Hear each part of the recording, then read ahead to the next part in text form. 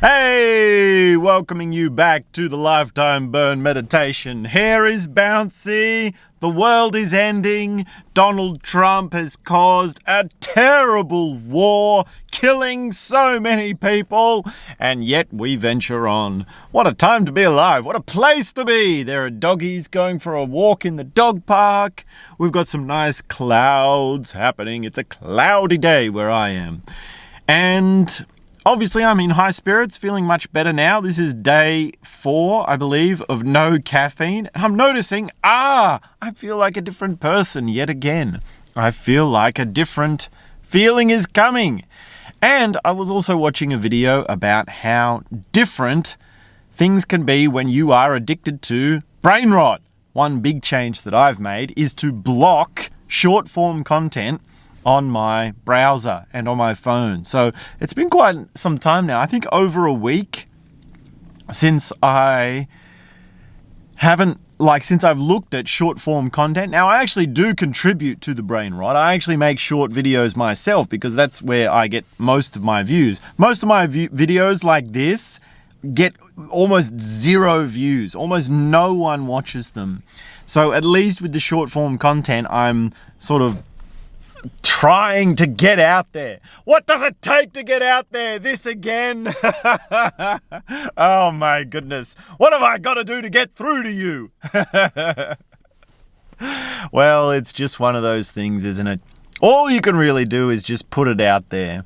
Now, one of the things I would like to remind you of is that the core thing about the burn meditation is moving your body. Every single meditative practice, every single awareness practice, without exception, throughout the entire history of human transformation, of humans becoming aware of their own personal development and their own changing consciousness, has always started with the body. Every single practice starts with the body, the physical body. Look at dynamic meditation.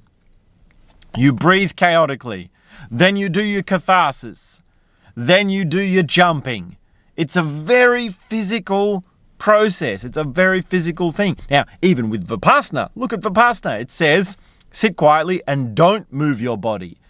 Make your body completely still in order to have a still mind. Now, of course, we know that in this modern times where we have the crazy digital sphere and all the different chaoses of the world, that just staying still is not quite enough. You do need to move your body first. And that was one of the central things that Osho contributed to human consciousness, which is that first you go crazy with your body and then a quiet mind arises. And really, any which way you look at it, whether it's moving the body or not moving the body, it's the body, right? We're working with the physical thing that you are within. The body is the foundation of your experience. Now, beyond that, we do have the dreaming sphere.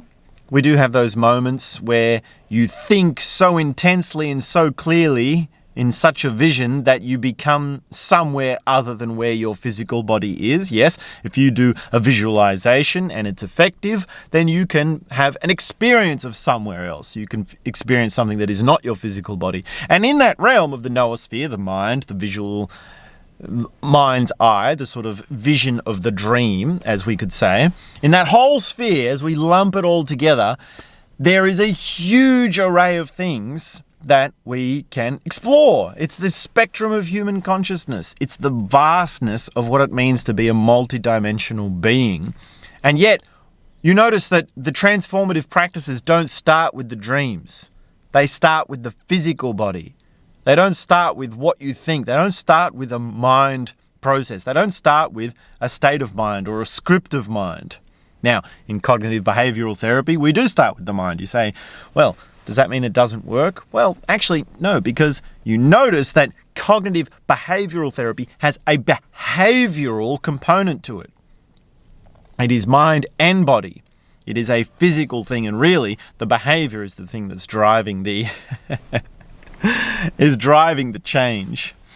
Now, I remember my dream from last night where I was in a place and organizing to do some graffiti, and it was perfectly legal, which was such a relief. So nice to paint legal graffiti walls. I remember that from my days as a graffiti artist. And from there, I was moving from one room into the next room and then into the next room.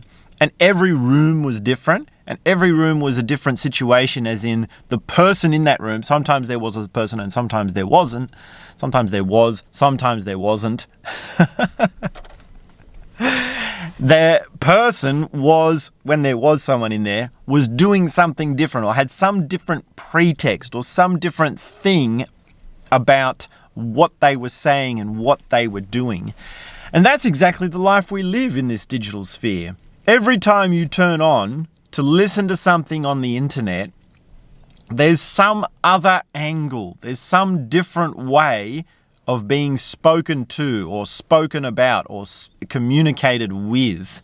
And the reason we have echo chambers, the reason we have people going around and around in circles, the reason you get stuck in your perception or your paradigm or your perspective is because there's only a certain number of things that you're willing to listen to. There's only a certain number of things that you're willing to hear about, and only a certain angle. And in a sense, I do realize that a lot of what I'm doing here is sort of working against me. We're already off on the wrong foot because I'm sort of confronting you with something that is like being put onto you, right? Even just by me pointing out the fact that I'm confronting you.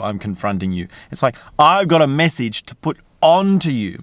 And this is very different to having a entertainment where we're talking about some other story and you and I, the person telling the story and the person hearing the story, are sort of passive observers. If we're talking about some other thing, and of course I do often tell stories on this channel. I love to tell stories, particularly stories about Osho, which I've got a few coming up for you. I would love to share them with you.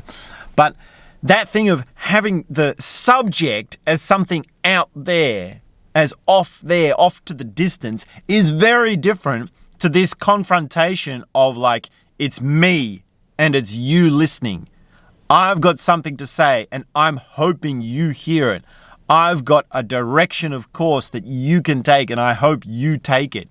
That's very different. That's sort of like, you know, maybe I'm shooting myself in the foot and that's why it's very difficult to get it going, to get it moving. Because it's like, you know, people don't want to hear that. They want to be entertained. Are you not entertained? Well, let's get back to basics.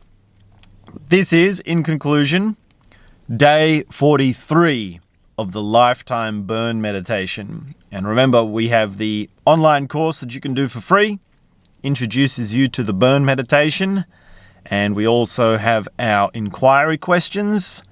How are you feeling? How are you being? And what are you thinking about, or what are you doing about what is happening for you? And really, we can do those in the opposite order. We should really start with how are you feeling? What are you thinking about? What is going on for you? And then how are you feeling? And then how are you being? And really, we can do it in any order. It just depends on which angle we go into it. So, that's my update for today. Lots more still to come. Please do help with the expansion of what we're working on here. Help me find my community by clicking the like button, leaving a comment, and subscribing to the channel. I will be back very soon with more.